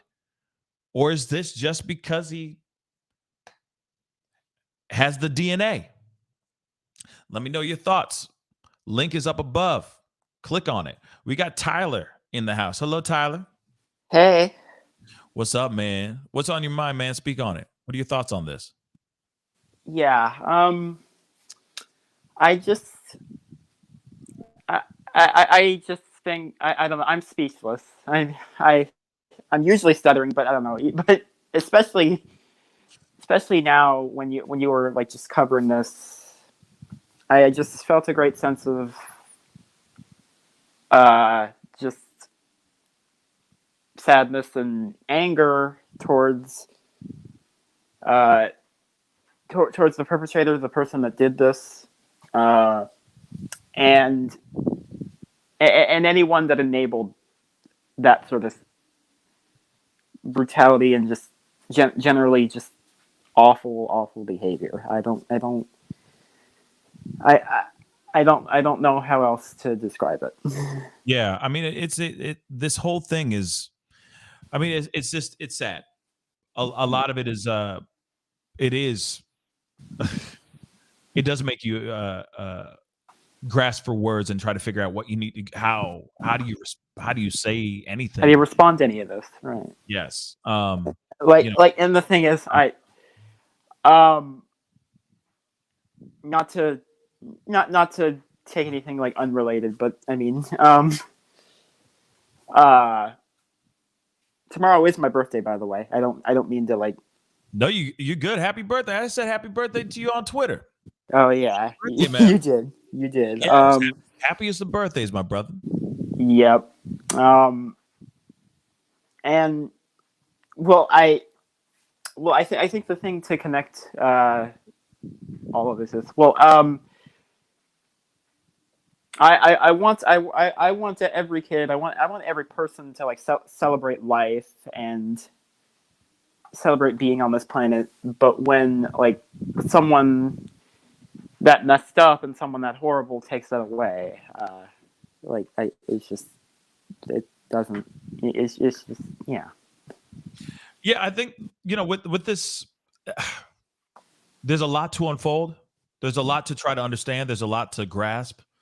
I mean, obviously, a lot of it's going to be speculation because we don't have everything yet. We don't have all the proof. We don't have everything. Apparently, in one of the press conferences with the chief of police, he said, "This is all the information I can give to you right now," which in my mind makes it seem like they know more, but they can't give out that kind of information right now. And I think as time goes on, when this trial happens and all that, we will find out more information about everything, like what happened to her, like what really happened to her, what's the dynamics within that household between the aunt and the boyfriend that was living there, who also has a rap sheet as well. I mean, it's just insane. Was Lilly Peters in a whole family? Was she living in a whole family, extended and immediate, living in a negative, toxic environment this entire time? Or were all these people really rehabilitating themselves and trying to be better? I mean, those questions are all going to be answered here fairly soon, but it sounds like none of these people that surround Lily's life, even Carson's life, let's be real too, right, should even have the right to parent. So yeah, like I don't. Sorry, I don't want to. You're good, homie. Go ahead, speak. Yeah, like just what kind of environment? What was he living in, or were these people living in? Exactly. Like to have it get to that point, or to foster that sort of thing in them. Maybe it's because I'm insulated and I'm stuck in a bubble, but I don't know. I live in a very healthy, happy household, and I don't understand why anyone could let it devolve into something so toxic and horrible and disgusting.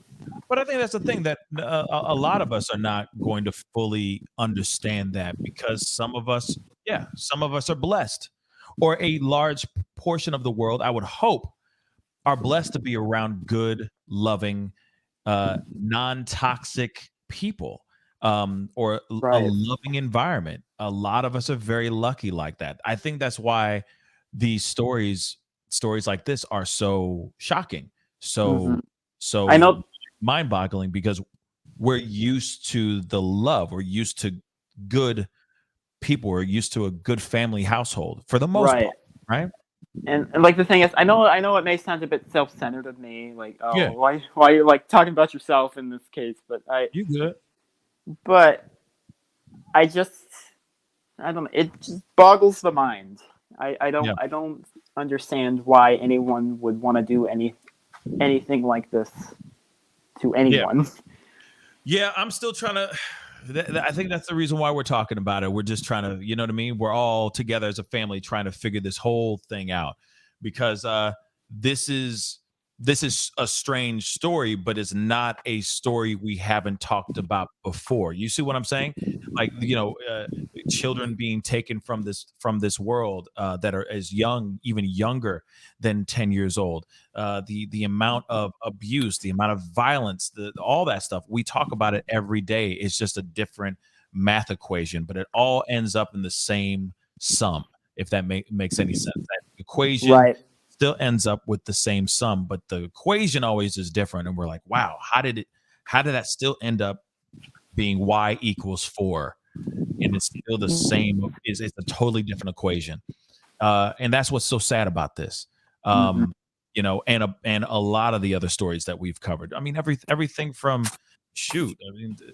the Gabby Petito stories to the Jelani Day stories. There's a common through line. There's like a thread. Yes, there's a common thread for sure. It's just different name at the end of the story, and it's very, very sad. But Tyler, thank you so much for coming on, man. I appreciate it. Much love to you, brother. Yeah, thank and you. Happy birthday. Yeah, thank you. No problem, man. Peace. Real quick, I saw this comment really quick before I pull up my next caller. I just want to pull this up. LC just said something. At his age, I would think he has some kind of predisposition for violence. Are psychopaths / sociopaths born, not made? And that is an absolutely fantastic question. And that's basically the question I'm trying to have. I guess I was trying to say it in a I was just, I guess, trying to be nice. I don't know, without saying those things. But is it that? And I guess that's the question. Are people who do heinous acts like this, is it already in that person? Or is it the environment that inspires them to become that way? When it comes to a sociopath, when it comes to a murderer, to a serial killer, so on and so forth, what makes one do said act, even if they are as young as 14 years old? Because you got to remember this too. And I got to ask this or say this really quick.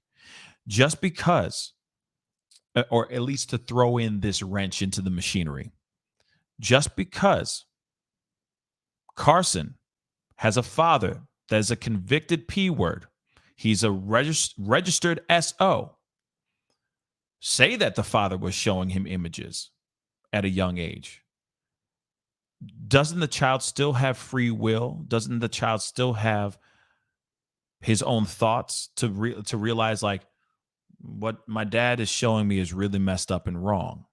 Don't they have that as well, to realize that, okay, that is wrong. Taking someone's life is wrong. Having images like this on that my dad has on his phone is wrong. You see what I'm saying? Instead of it being, oh, what my dad shows me is the truth, and that's how I'm supposed to be, therefore I'm going to be this way.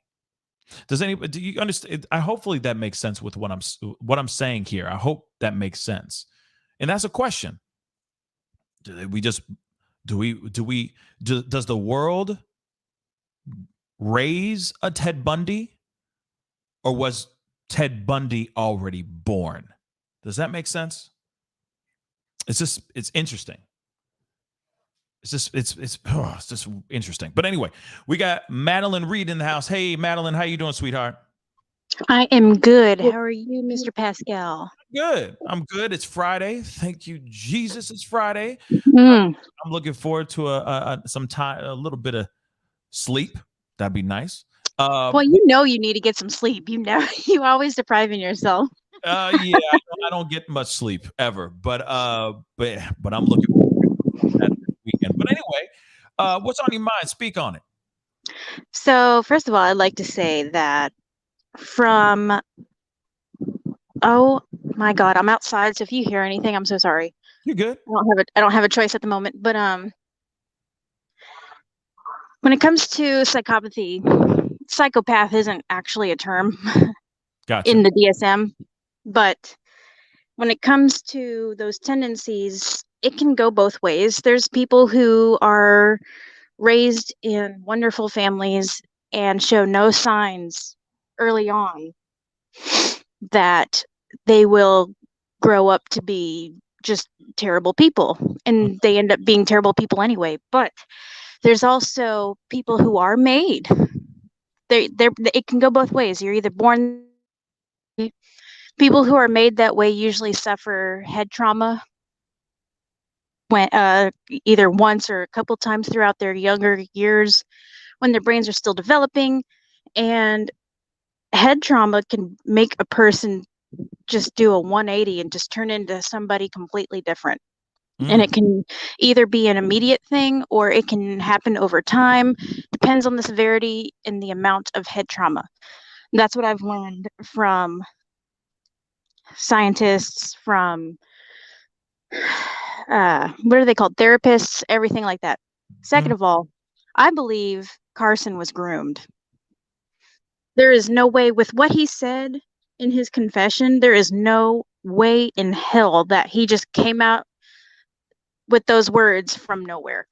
And when I'm assuming that these alleged supervised visits he had with his dad weren't done by a third party. It sounds like they were done, at least when it comes to phone calls and emails, the supervision, alleged supervision, was done by family. And like you said, his mom could be team, what's his name? I don't even care about his name because he's that irrelevant, but he could have been grooming his son from 10 years old, maybe even before. Yeah. You can easily groom children without even being anywhere near them. So with all of this, and the reason why I believe he was grooming him is for his own benefit. He didn't give two shits about his son. Maybe he did give two shits about his son. Right. Excuse my language, but he was probably using his son so that he could manipulate his way into getting satisfaction from unsavory things. Right, and getting his son to do the dirty work and lure other children. I'm pretty sure it would have escalated to that. Because you got to remember, and that's a good theory too, because you got to remember, it was just images that he had on his phone. He was not convicted of actually doing any crimes outside of actually having possession of actual photos. And we got to be very careful with what we say here, okay? Just saying that out loud, because I know that, the G word, brooming, let's just say, we got to be careful with those words. Really? Yeah, well, unfortunately, welcome to the platform. Wow. Welcome to the platforms that we're on. But I'm no kidding. Well, I apologize. Oh, it's okay. No, you're fine. I'm just saying, as far as the next few things that we say here, we got to be very careful. So what I'm trying to say is, God knows what he was trying to do. Maybe he was trying to influence. There we go. He was trying to influence Carson to do other things so that he could maybe live out some fantasies that he was already showing in his phone.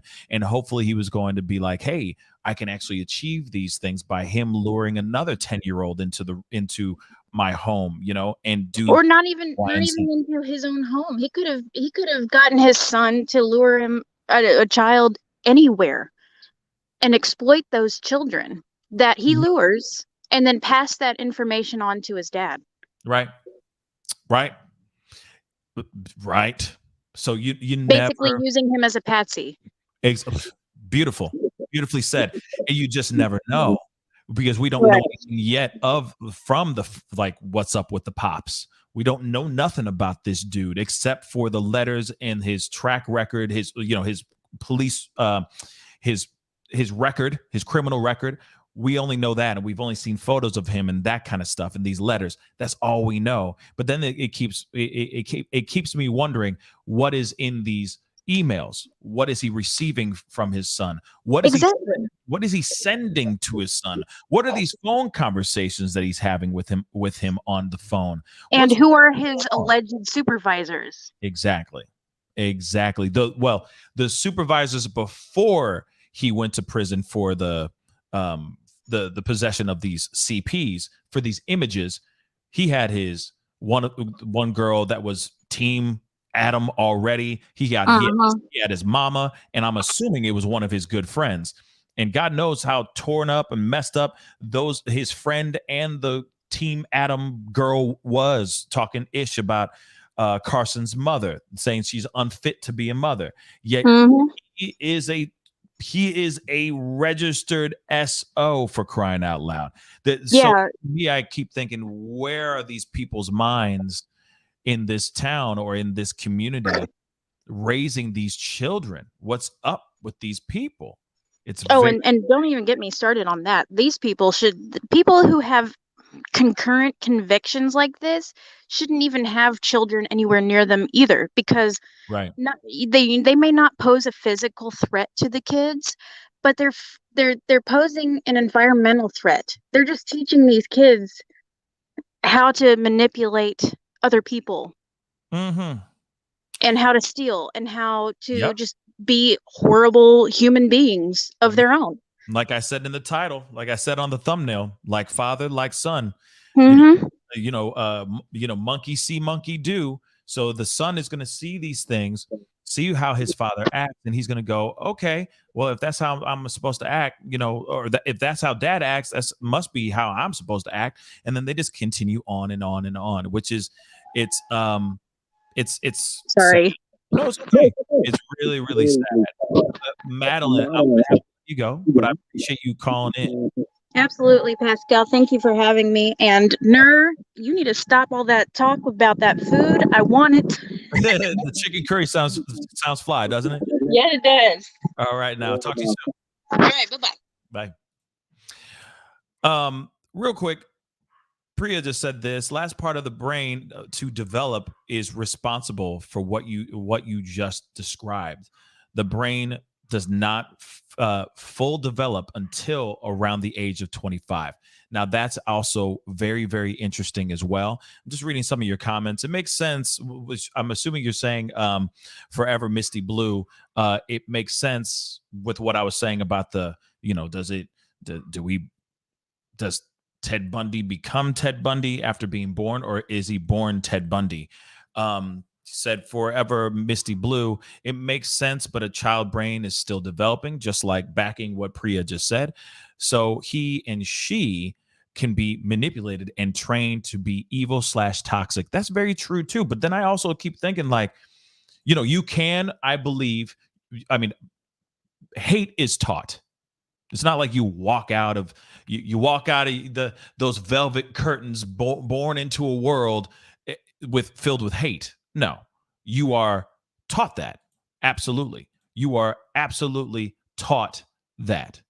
You don't just suddenly you don't walk out and say, oh, I just hate black people kind of thing. You don't do that.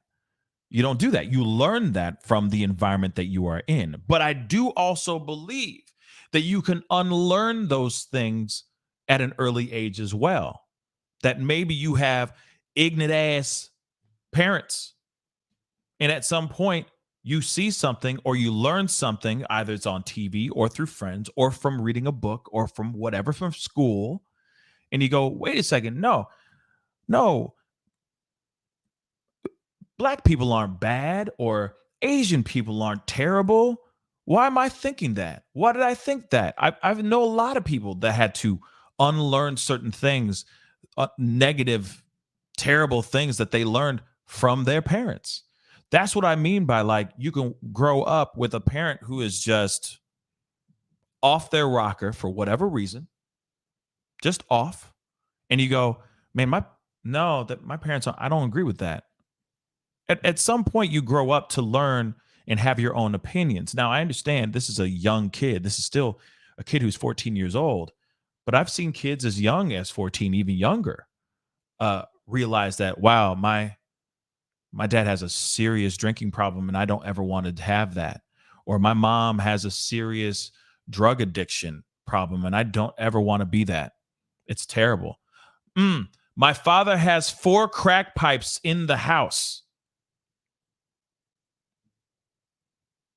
This doesn't, this is bad. I don't ever want to be like my father, smoking crack and having police record, criminal record as long as my body. I got better things to do. All I'm saying is I see people learning those things. I see kids that are in households like that. Not all the time, but there are some kids out there that wake the F up early and realize I'm never going to be like him, or I'm never going to be like her, or I'm never going to be like them. I have seen that. But I'm not going to sit here and say that, hey, this young boy is sitting here going, not putting his father still in the hero category, which could very well be it too. He could very well be putting his father in that category of like, man, my dad can't do no wrong. What are you talking about? He is a freaking hero. That could very well be it too. That could very well be it as well. Blind, not knowing what he's done is so terrible and disgusting. He just thinks it's just the way it is. It's just the way it is. Maybe in his mind, he's thinking that. And that's sad. And there was no one else around him to teach him or to make him help him, not make him, but help him unlearn those things. And there's the other thing too. We can't forget to throw this part in here. I'm hesitant to say this out loud, but I'm going to say it anyway. Never underestimate the power of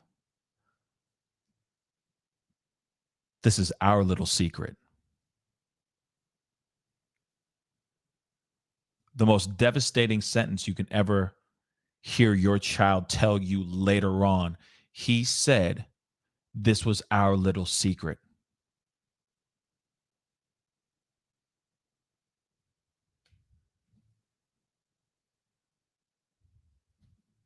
Just think about it, because there's a lot of kids out here that have that single sentence burned into their brains. And then they don't understand relationship. They don't understand the confines of a real father, son, or adult-child relationship.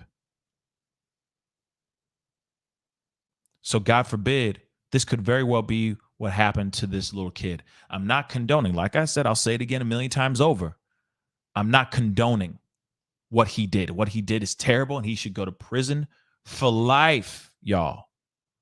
But he learned it from somebody. It's not from just some playing a video game or listening to a song or whatever, watching a movie. He learned this from somebody, and that somebody's right over here. Like father, like son. Last thing you ever want to have your kids say to you is, he said it's our little secret. Because that does actually exist. We got Pocket Watcher with JT. What's up, man? Thank you so much for the $5 super chat. By the way, and thank you so much. He says, great content. Let me say this really quick. Y'all need to go and check out Pocket Watcher with JT. We had a show a couple days ago. It was a fire conversation. We really chopped it up about a gang of different things. Y'all, please go check out that episode. We talked about everything from Johnny Depp trial to Megan Thee Stallion to the Black China defamation lawsuit. It was amazing, and he dropped some serious gems. All right, about how to, about LLCs, keeping your money right, so on and so forth. I'm hoping to have him back on again very, very soon. So go check out that episode, and of course, please go check out his YouTube channel, because he's got some really, really great content. Real talk. Okay. But yes.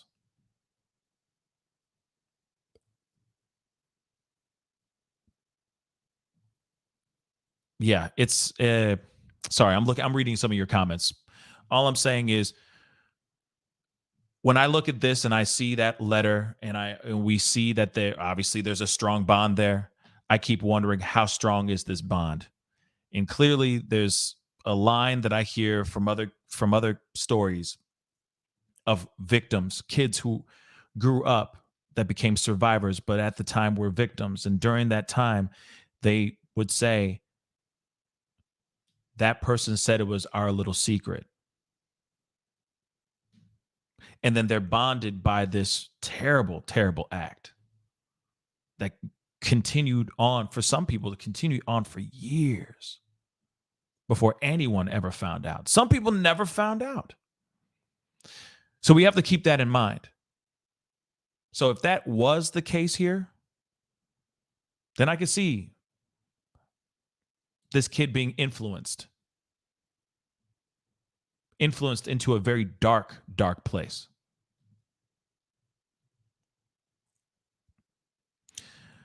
All we can do is sit here and just pray for him, pray for the family, pray for all those, everybody, because they're all criminals. Real talk, they all are. Some are on probation. Some have a lengthy track record. It's terrible.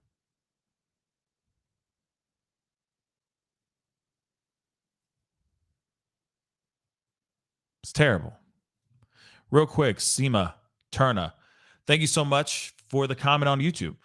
Correct as you said, Pascal. One can learn, then unlearn. Absolutely. I want to say that one more again. One can learn this, which is terrible, but that same person, that same child, can unlearn it. And this is the question before I wrap up the show. What about the environment that kid is in, especially Lilly Peters? What else is going on? Is there something going on in the underbelly of that family, in that family circle? Was there something else going on? You have all those people that were involved that are in those homes all have some sort of track record. Some are fraudsters, some are scammers, some are substance abusers. All have track records, all have criminal records, including Adam Berger. What is going on? What is the dynamics within that home? And also, were there any, because they said in the thing that this little kid would never smile, would never be happy. When his father left, a piece of him went with him. His happiness, his joy, all that stuff, gone. Were there any signs of anything shown? Was there any hint of darkness aside from him not smiling a lot?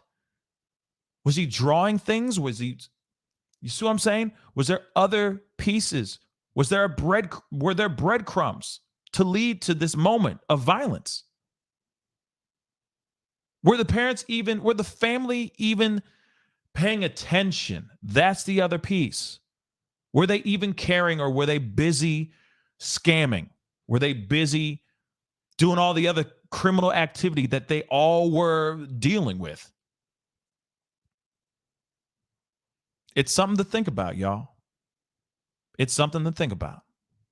But like I said, the last thing you want to have heard from Carson is, like I said, I was hesitant to say, but now I'm saying it 15,000 times before, is he said that this was our little secret and I kept it our little secret until now. God forbid that ever happens to any of our children. Real talk. Anyway, guys, that is the show. I appreciate all y'all for being on, chopping it up with me. Really great conversation. I really do appreciate the calls. I do appreciate the super chats as well. Real talk. Please go check out my Patreon. All right. Patreon.com/the Pascal show, right there down below on the ticker. I also have my Cash App. I have to say that too. So support this channel. I really appreciate it. If you haven't done it yet, please hit that like button down below. We got past 400 likes. I really do appreciate it, but it doesn't hurt. Keep on hitting that like button even more. Okay. I'd really, really appreciate it. And of course, if you haven't done it yet, hit that subscribe button and hit that notification bell so that you know whenever I go live, you get a notification. Okay. I do have another story of another missing person that I will be talking about later on this afternoon, most likely. So be on the lookout for that, because we need to bring awareness to that missing person as well.